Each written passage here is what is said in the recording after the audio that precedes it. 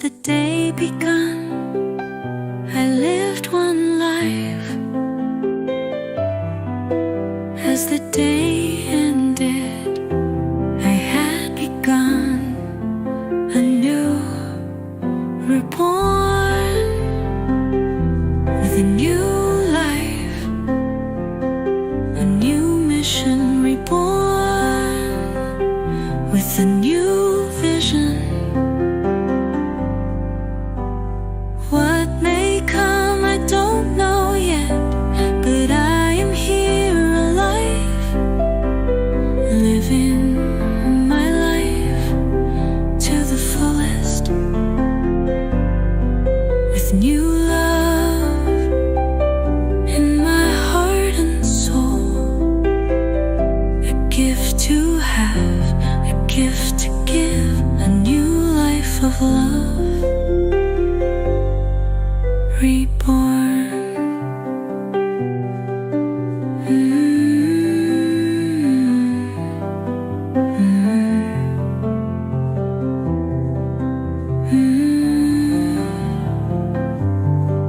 I'm like an ice skater dancing out for the first time on the form solid ice.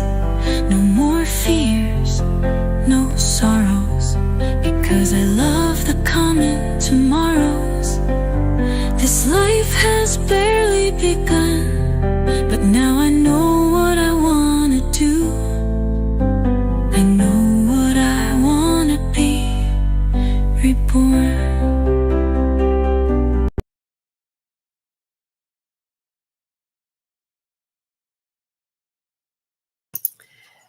Okay, it's me. And yes, I did cut it off. I oh my goodness gracious, that was me. So first of all, thank you all for being here. I'm also looking at the chat. So Josh, Millie, thank you so much. PG, thank you. Nico, my goodness gracious, long time no see. Many blessings. I hope you're doing well. Victor, so lovely to see you. I'm just trying to see if I've missed anybody real quickly. Oh, the seventh son, Steve-O, ahoy to you too, sir. And let's see. So far, that's great. And I thank you all for being here. And so, obviously last week, I was getting ready to go live on Thursday, and that's when I found out my dad had passed. And you've all been so gracious. And so I can't thank you enough for that, for your kind words, for your prayers, for your, energy. For me, he was in so much pain and it was such a painful death. I just was like, please let this man go. And he is. And so my topic last Thursday was going to be anticipatory grief, anticipatory death. And I just, as I'm in this space, navigating this, thank you, Nico. I went to my brother's. He's in the Catskills in New York.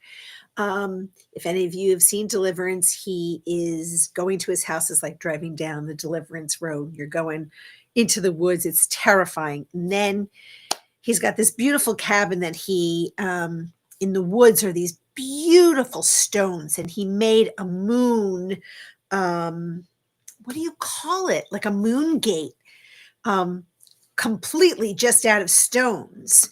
So there's no mortar, there's no nothing. I'm going to put a picture up next time. I don't think I might be able to show you guys, and I might be able to save it so I can show it. So let me just, while I'm talking to you,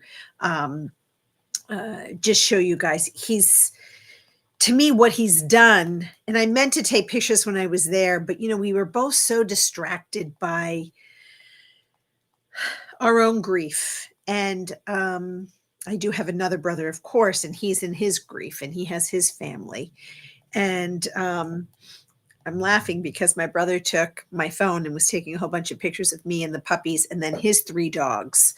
Um, and I'm like, I didn't recall that there were so many of these. So let me just, I'm going to stay focused and then I'll come back in a minute to see all the, I don't know why I'm having such a hard time finding pictures. So I'll find it and I'll share it with you. It's a great space for meditation. And he, without training, he is self-taught and created rock walls and oh, Mish. That song, Mish, holy balsamania.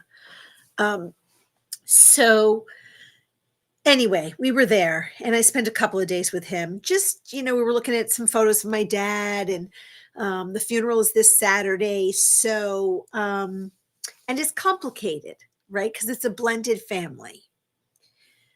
And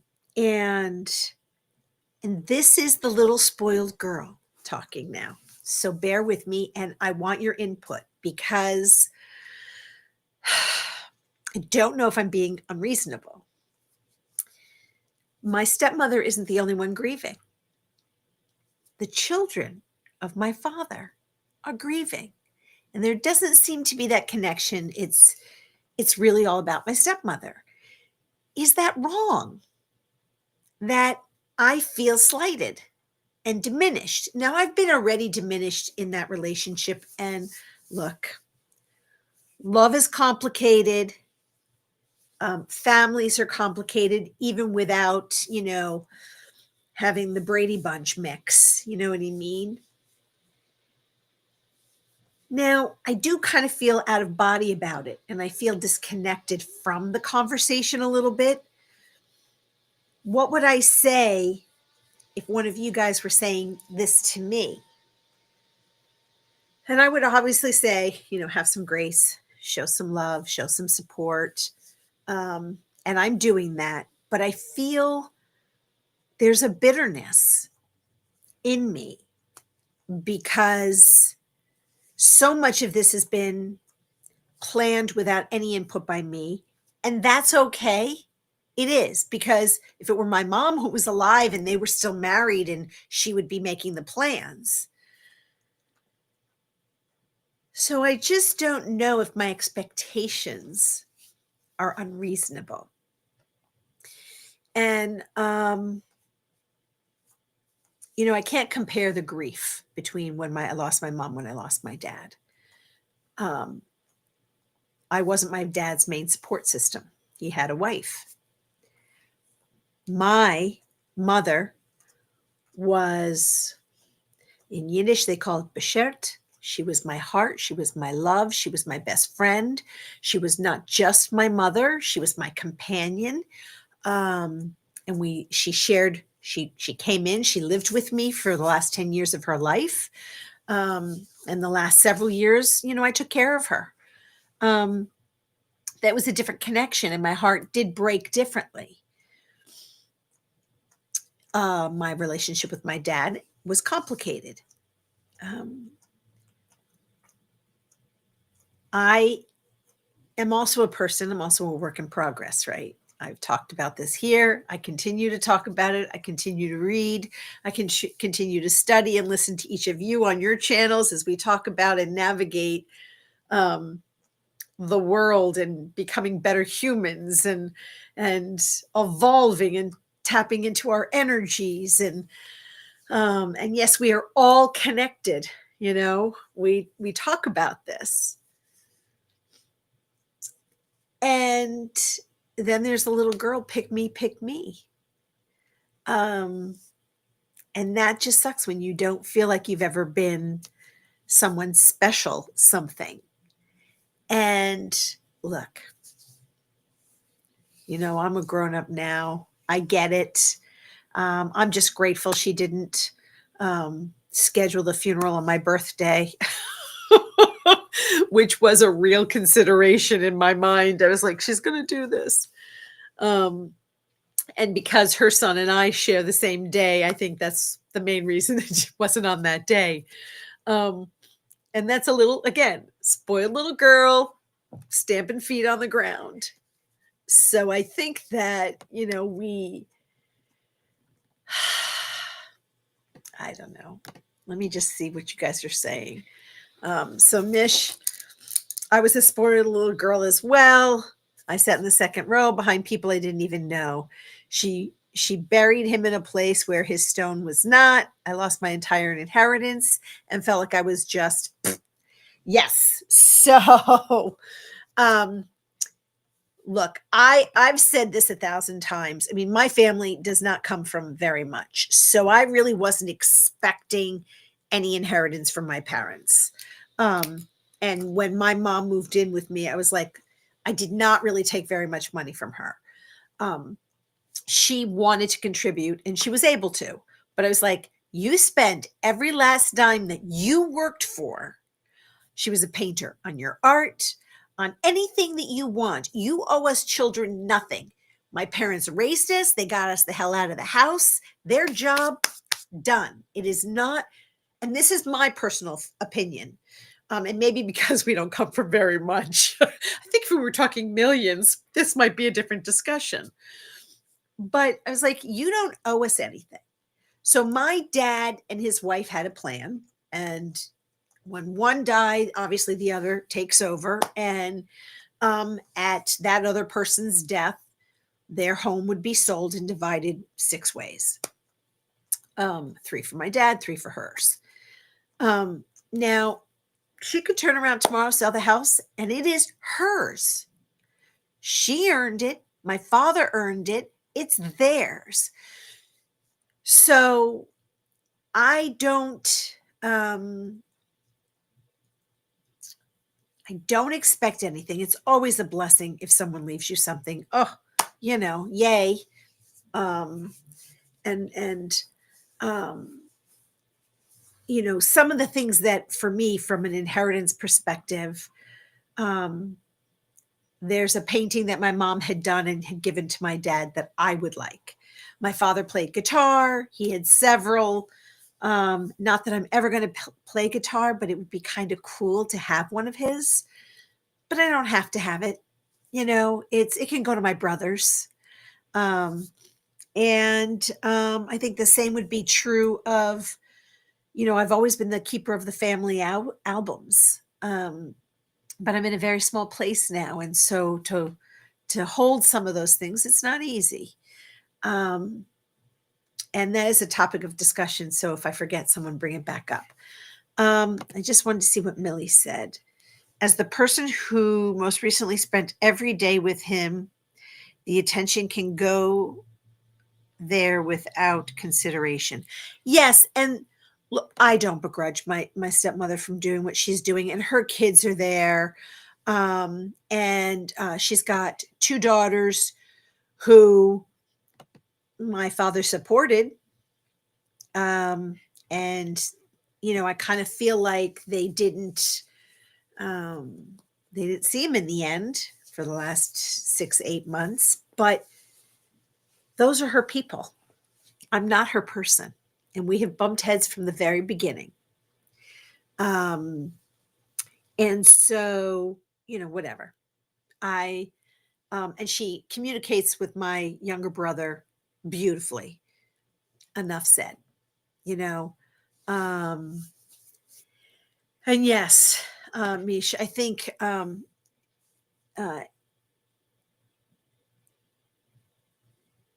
it's, it's hard to be an afterthought for somebody, I think.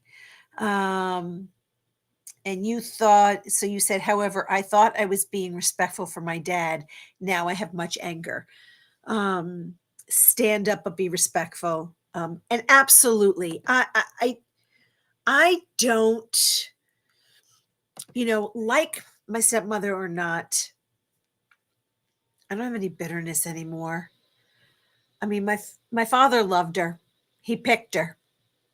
If I brought someone home and they didn't like them, and I still loved that person, it would be tough tiddlywinks on them, right? At the end of the day, the person you love is the person you love. Um, and I think his death has reinforced a few things for me. And I'm going to share those, but let me just um, so again, I'm squinting. Sorry about that. So Nico said, my relation with my mother was very volatile and abusive from her side. So frankly, when she passed away, I felt relief from both her and me. She is finally at peace and no more hurting us. Absolutely. And look, there are stories I could share, and I don't think they would put my dad in a great light, but it's not necessary for me to do that right now. I agree. And Nico, I know a couple of people whose, when their parent passed, it was a huge relief. And in some ways it is a relief for me, but not the way you were talking about. Look, parents are humans before they're parents. And, you know, we've said, a lot of us have said this in the past, you need to have a license to carry a gun and uh, own drive a car and all these kinds of things. There should be some kind of a requirement, i.e., a desire to have children, really have them, not because you were told to. And I think that's an old generation. And now the new generation, this younger, more evolved, even my generation. And I don't know what I'm considered. I was born in 63, people. I don't know. Is that a boomer generation? We've had choices. We don't have to have children. Though I never wanted to have children physically, there was some other decisions made, and, I didn't get to have children. Um, and there's pros and cons to that. But again, I don't have any regrets. I try not to live in that place. It's like you can't change it. You can't do anything about it. I've never been in a position to want to adopt or can adopt financially, so I let it go. And I think that's just sort of my purpose here. What else? I'm just going through the comments, guys. Give me a sec to. Um,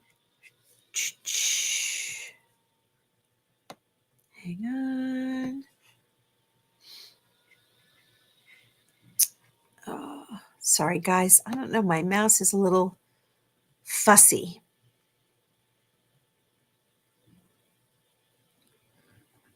Okay.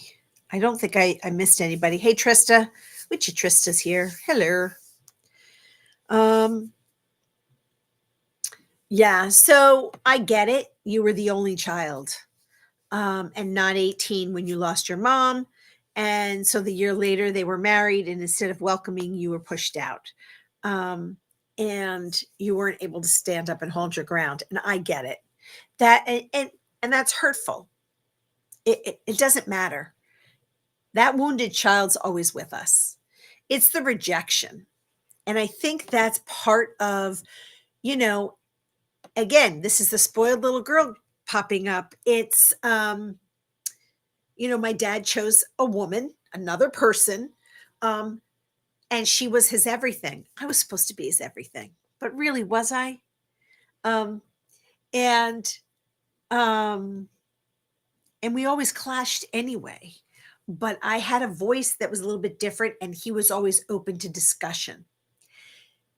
And then my voice was taken away, and it became more difficult to have honest discussions because there was anger and I couldn't control the anger. And anger is funny because, I've been working so hard on trying to live in this Zen state. And then my little devil comes out and starts, nudging me, and I get angry and uncontrollably angry in the sense of in my own mind, like with myself, not at somebody. But or sometimes I'll even yell at the dogs, my poor little boys. Can I just show you how cute they are right now, sitting right next to me? They have not left my damn side. But it's they've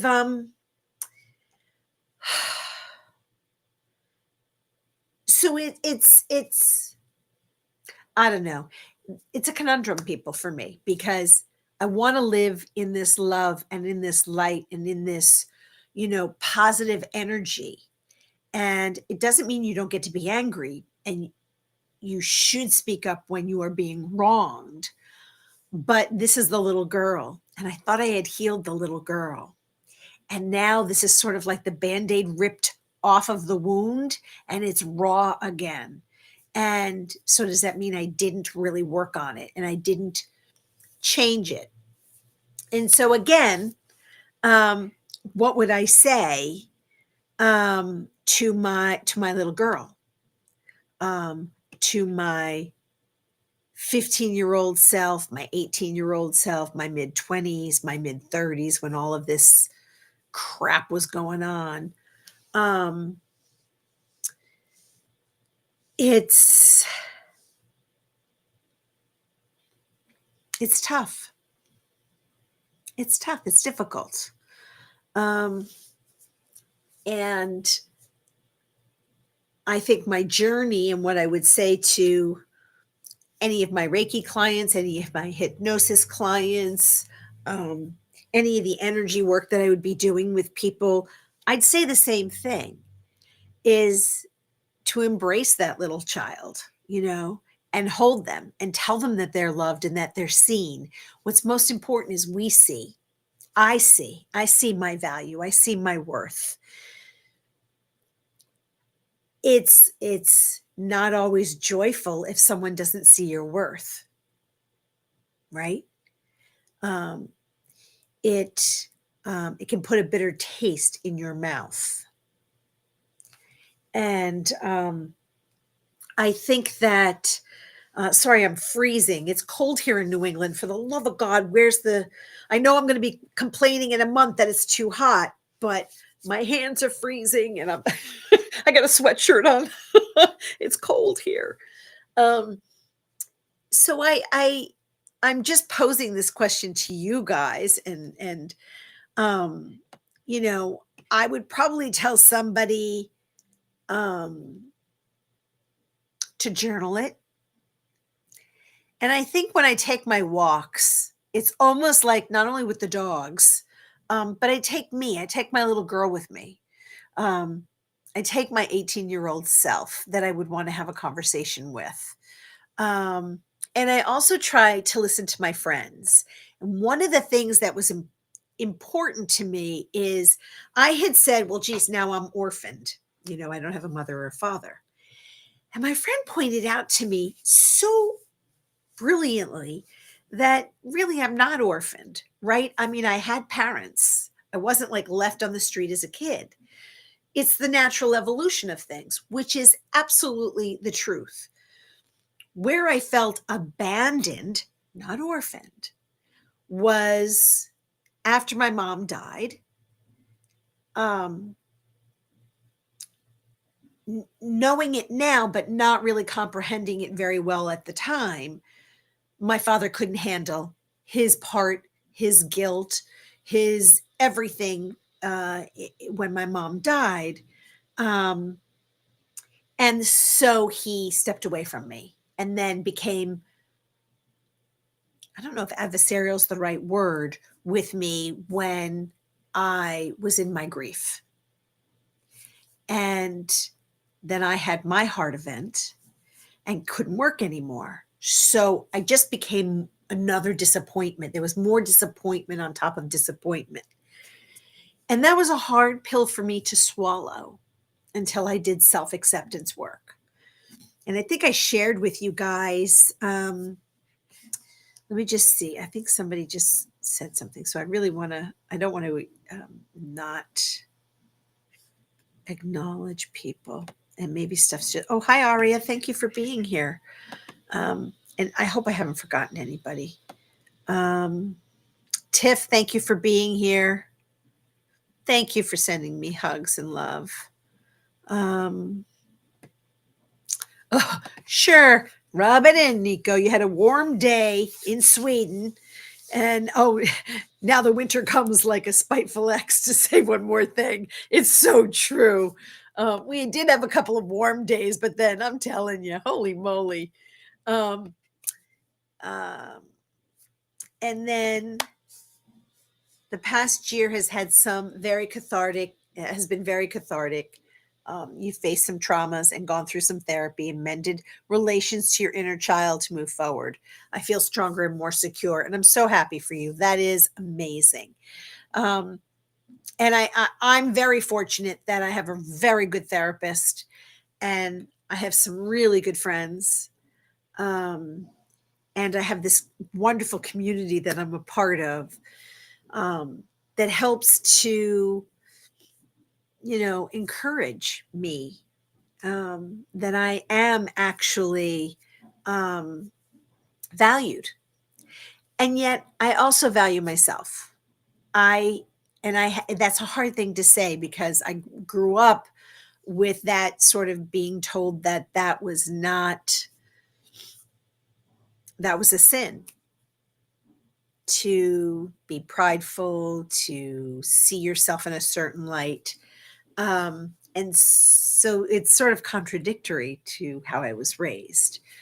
But going through this course that I spent a year on, called The Living Art, and I don't know if my teacher's going to keep that name. So um, I did say that, at the end of the course, as soon as she gives me permission, I'm going to share the course. And then y'all can either sign up or not sign up, or just read what it's about. But it's really this journey that I took for a year, with questions that she posits to make you go deep. You know, who are you as the old version, whether that's the child you, the yesterday you, and how do you become this new version that you honor, that you respect, that you like, that you love, that you value, that you see as being worthy? Victor talks about this on, that's Truth Wave for those of you that don't know. He talked about it this morning and often that, we are worthy of love in his meditation. I am love. I am lovable, and those are, it almost sounds silly, of course you're lovable. Um, Strangers would say it to you. Why can't you see that reflection and accept that? And what grief teaches is that you love. And it also teaches that pain is real, sorrow is real, and sometimes it's not about the person that we lost, but it's about, the version of us we lost, right? So grief is about a lot of things. And I think that's where, you know, we have to stand in our own truth. Um, and that can be a challenge. That can be an absolute kind of, fist bump with yourself. Yes, I'm worth it. No, I'm not. Yes, I am. No, I'm not. It's like, oh, Calgon, take me away. Um, and I think that witnessing her grief, my stepmother's grief, she lost her lover, she lost her partner, she lost her companion. They've been together 30 something years now. So yeah, it's I want to honor that. And I'm going to have to find a way for my grief to be honored because it's not going to come from her. And does it have to? And I don't think so. Aria is saying, it's hard when you lose your spouse, dealing with your own grief and your kids' grief. I think we do the best we can at the time. And thank you for sharing that, because that is, I'm trying as a daughter and as a woman, as a outsider, to feel that for her. Because grief sucks. And losing your partner, has got to be debilitating and scary.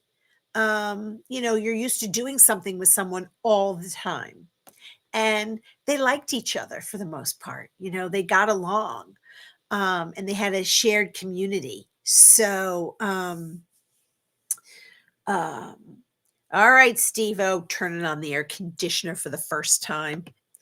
I'm a little jealous, but yet not really, because I'm shivering in my boots. Um, Thanks, Misha. I'm sure she's already gone. But so when I think about navigating grief, it's okay to be angry. It's okay to be sad. Um, I think,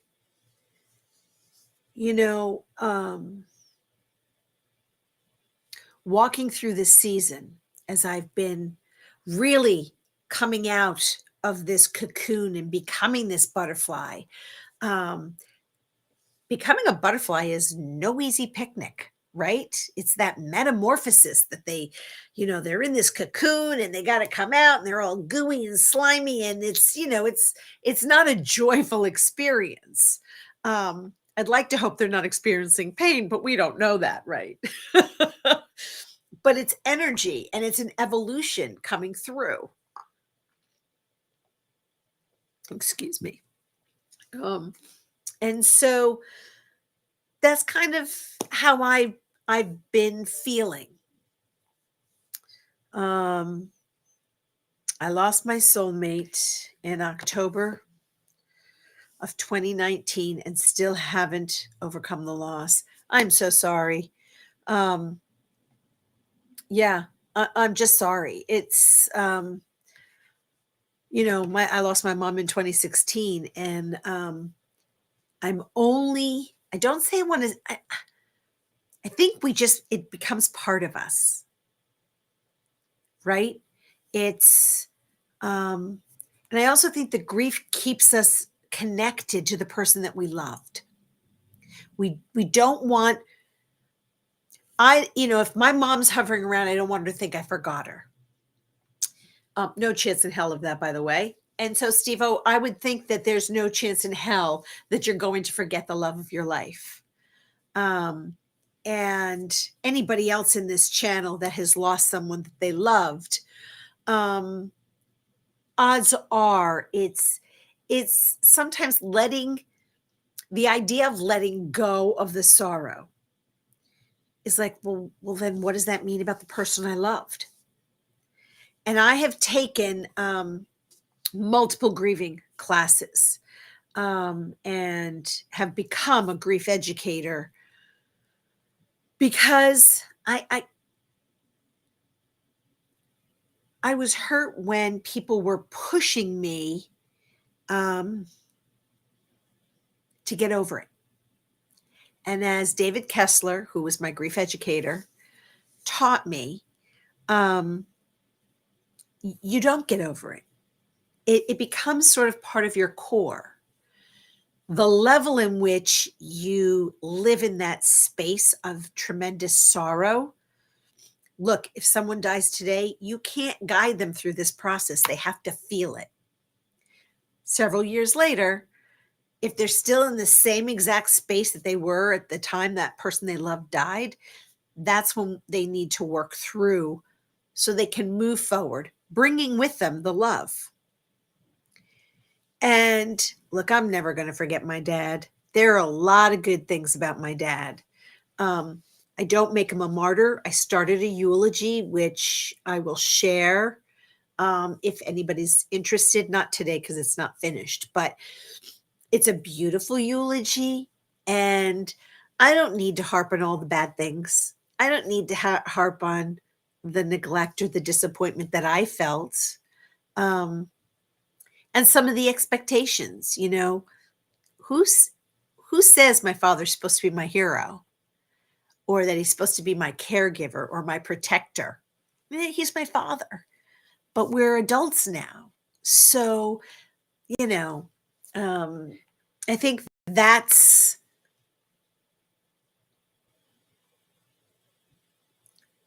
I think we just have to put it in its treasure box. My mother's in my treasure box, which is my heart. And I don't know if any of you do this, but I talk to her all the bloody time, out loud. Sometimes at the dog park with the dogs when I start to see the sunset. I'm like, oh my God, mom, can you see this? You would love to paint this. So I'm getting choked up.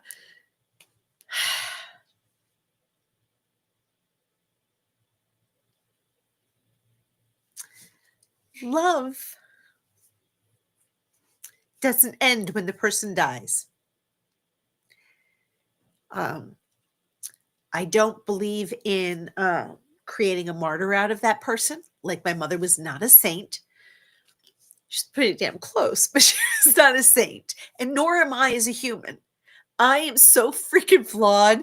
Um, but I have the capacity to love and I have the capacity to acknowledge my flaws and work on them and improve them. And I think that's what we all need to do. Thank you, Josh, for posting. David Kessler is a phenomenal resource, people, for those of us in grief. And Josh, you may have done it already, but if you didn't post Laura B's channel for tonight at 7:00, please do so. And so I, I think my dad's loss is has been a long time coming. He suffered for a short period of time, but his last 3 years have been really tumultuous. 2 years, really. 2 years, because I turned 62 on. Okay, I turned 62 on Friday. So on my 60th birthday, he had open heart surgery. And then, a year later with the cancer, and it took him pretty quick. And I have to say, when I hear people have had cancer for years and suffered, my heart breaks.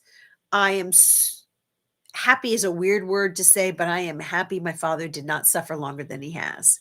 It was a horrible way to go. I also think the medical system failed him.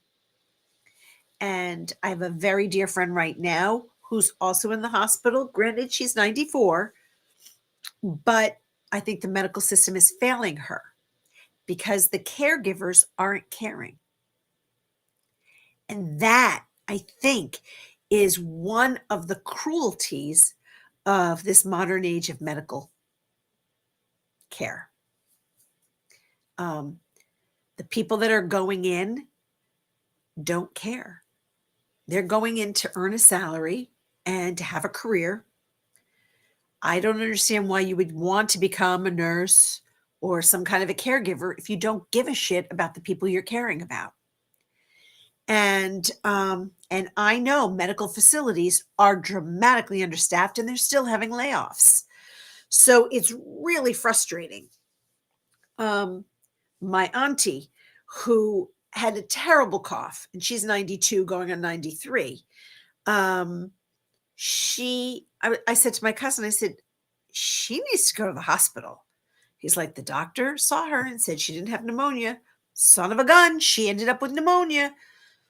And so it's just, I don't know what's going to happen to our medical system. And so I do look at alternatives. And I also find taking better care of ourselves in this body is a good start. And I'm on this new journey because I have, unfortunately, during the winter, I took nesting very seriously and put on a couple of pounds. And I'm really struggling with taking it off because I'm sort of on that couch potato thing. And I was walking with my brothers in the mountains as we were going up this hill with the dogs. There go the stinkers. They're all running up there like nobody's business, except for my little chunkamunka who he also has to lose some weight like his mama. But I'm huffing and puffing. And I'm like, oh, no, girl, you are too young to be huffing and puffing that way. And I'm going to start planting. I was going to do it this weekend, but, we'll go to the funeral. And then it's Memorial Day. So Sunday, Monday, I will start, putting my seeds in the ground and growing my veggies and even sort of going more. I don't want to say vegetarian because I'm a butcher's daughter. My dad, that's what he did his whole life. He was a butcher. So I think that we have to take better care of our bodies and to listen to our bodies, and to know what we can withstand. And now I've also mentioned before, the light system, which is in multiple states throughout the US, and I will post that next time. And you all can, and I think I've mentioned Jason Shirka before. Um, he he's vetted this company, and it is very much part of his whole brand. But I have been to facilities that have the light system, and if I could go more often, I would. If there was one closer to me, I would go more often. I would get a job there. It's usually in a yoga center. It can be anywhere. If I No, I'm not going to say if I had the money. When I get the money, I'm going to open my own little center and have the facility so that people can come and be healed. And I'll talk about that another time, but it is a very powerful, rejuvenating experience, and many people have had positive healing experiences. Um, so we'll talk about that another time, not today. But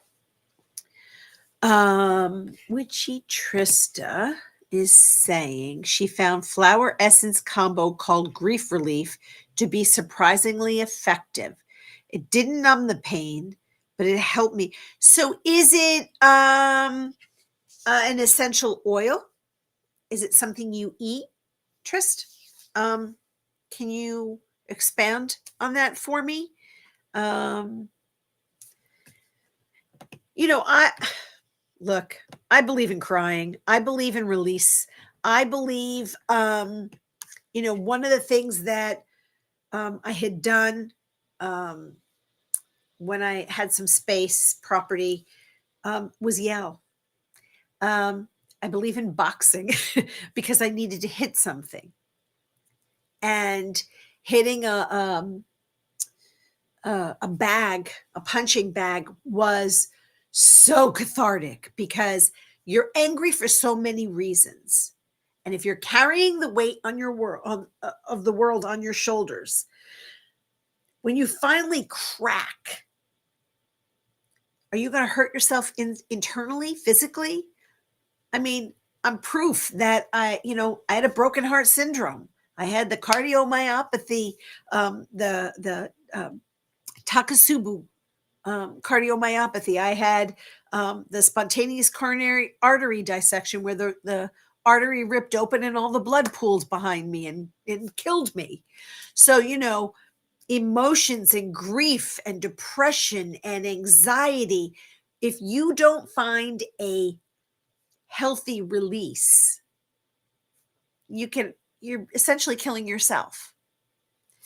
And so that's why I like to promote us from doing things that are best for us. So I will be walking more. I have my exercise routine for us over 60 girls. And because I have some aches and pains already, I don't want to kill myself, but these are doable and there's no excuse. None. Because even if I sat in front of the TV, I could do some of these exercises. And then just eating better and eating often, right? Because, I'm watching some people with injections to lose weight. Look, it works. I know a couple people that look fantastic. I'm a believer you need food. I'm a believer that it nourishes your body, it nourishes your mind, it nourishes your soul, it nourishes your spirit. I think we're balanced when we have the nutrients in our system. We are energy. Energy is all around us. I mean, in the breeze that's going by, there's energy, right? There's life everywhere and it needs nutrients. And so that's what I believe. I am, please do what's going to work for you guys. But I really feel strongly that by respecting my vessel, my kintsugi vase that has been shattered and glued back together with gold and love, is worth maintaining, keeping her dusted off and right there on the shelf, healthy and well. Hi, Indigo. So Indigo says emotions all have a chemical effect on our body. I need to figure out what my new coping routine is going to be. So, look, maybe we talk about this and maybe we all sort of, commiserate, if you will, to figure out what will work for us. I definitely want to be out in nature, getting my feet back in the earth, getting my hands in the earth. And that's where my gardening comes in for me. That is therapy. I think talk therapy is great, but I also think communing with friends and listening. And I can't stress that enough. Don't interject if someone is listening. If they need you to listen, let me reverse that, go back. If someone needs to talk or vent, let them talk and vent, and you don't need to give, oh yeah, I know how you feel. You don't know how they feel. You know how you feel, and it's ringing something to you. Let them feel their feelings. And it's not about you when they're talking to you. And that's a hard lesson to learn. I had to learn it, and I'm still learning it. I had a conversation recently, and I was listening. I put on my active ears. And then, it came back to me, well, are you there? And I said, yes, I'm listening. And if you want me to talk, I'm happy to talk to you. I'm happy to share my thoughts, but this is about what you need to say. And then there were tears because it's about listening to somebody's something, whatever it is. And that is the most difficult thing to do. And especially without interjecting, because, and I had this good conversation again recently, and I've had it on this channel. I think I know the answer. It's like, pick me, I know the answer. I know how you can be better. I know how you can get a job. I know. It's not about what I know. It's you have to find your path. You have to find your voice, not Teresa's voice, not Teresa's recommendation. And I recently said this to a cousin of mine. He's more like a nephew, but he's graduating college, or he just graduated college. And now the discussion is going on for a master's and what that means. And, it's a weird world we're in. So I just asked him what his thoughts were, right? And he was sharing. And in my head, I'm thinking, oh, for God's sakes, go get a job. And in my head, I got all these brilliant ideas. And I said, well, I can tell you anything. And I can tell you everything. You have to experience it. So my only pearls of wisdom is have a plan to feed yourself and house yourself and clothe yourself. And in the end, if that means you put on a backpack and you walk from here to Timbuktu, knock yourself out. You're 21, 22 years old. You have to listen to your voice because, someone telling you, go be this, go do that. Has that worked for any one of us at all, ever? I know it hasn't worked for me. Had I followed my path when I wanted to, when I was younger and in college, I probably would have had my doctorate in social working. I wanted to be a social worker. I would have been fucking amazing as a social worker. And I was discouraged and flat out basically told, what the hell was I thinking? It came from a place of love, and I was obedient. So it doesn't mean, but look, I'm here, and this has been a journey. And when I found Reiki and got into Reiki and energy healing and, um, you know, and using my listening skills, I think what I found was the value of connection in people, and we can help each other, all of us, in some way, in some point in time. And it really comes down to accepting and no judgment.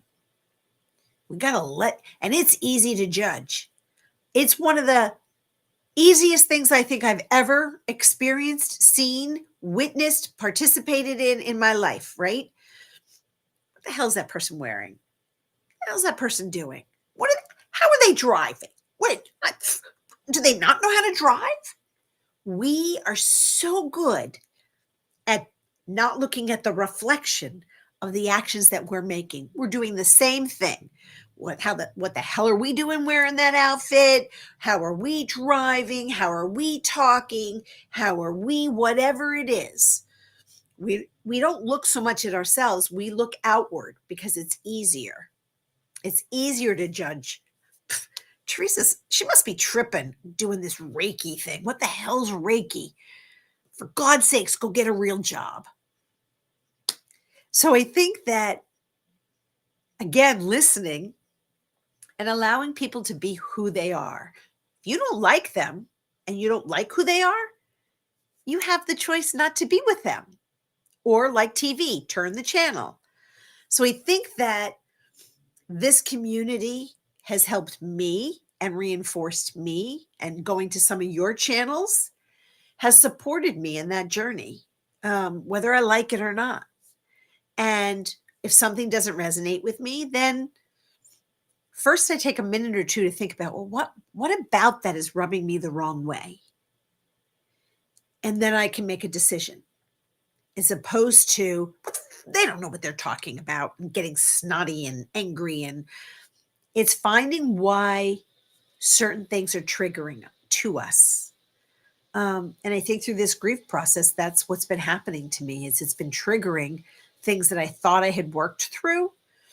But then grief just sneaks up on you. And sometimes it's not so stealthy. Sometimes it's right upside your head. And,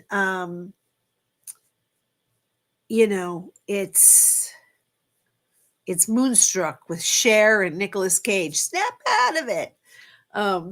I sometimes have to be snapped out of it. And that's the hard conversation with people that you love, is sometimes you have to tell them, snap out of it. It's walking that fine line and knowing when. So I see a couple of comments. Oh, flower essence. I put this up on the screen so I wouldn't forget. Flower essences are made by gently putting flowers in water so that the water absorbs the essence from the flower. And you've used them, but do you drink the water? That's what I'm thinking. Okay. I have heard of Bach flower remedies. Okay. All right. Well, we can definitely investigate that. Okay, Josh, go to work. Be well. Thank you for being here. And look, guys, we're almost at time anyway. So thank you for being here. Thank you. The last couple of weeks, me being in and out a little bit. I like to be consistent and I like to show up, but I really couldn't. And I do have my feet rooted back in the earth a little bit. For those of you that are experiencing grief, please know that this is a safe space. You're seen, you're heard, and I am sorry for your loss. And I'm sorry, even if the loss was welcomed, even if it was someone that you didn't love, because it's a loss for you of what could have been. And that's a loss too.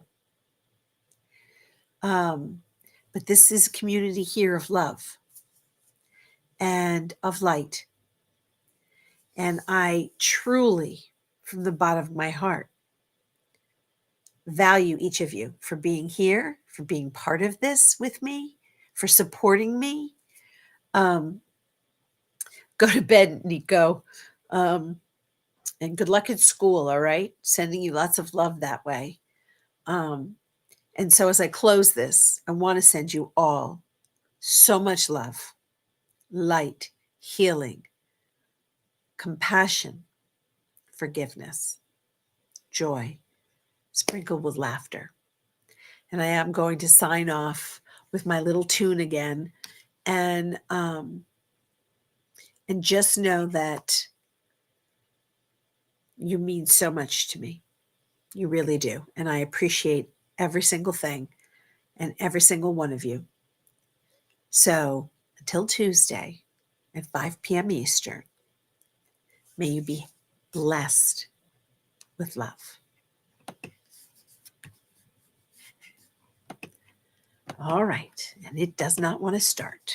Let's go here. Let's go here.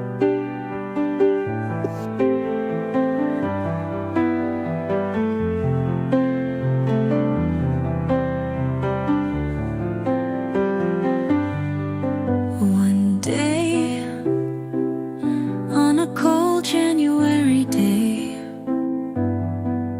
life changed in so many ways at once. As the day begun, I lived one life. As the day ended, I had begun anew, reborn with a new life, a new mission, reborn with a new vision. What may come, I don't know yet, but I am here alive, living my life to the fullest, with new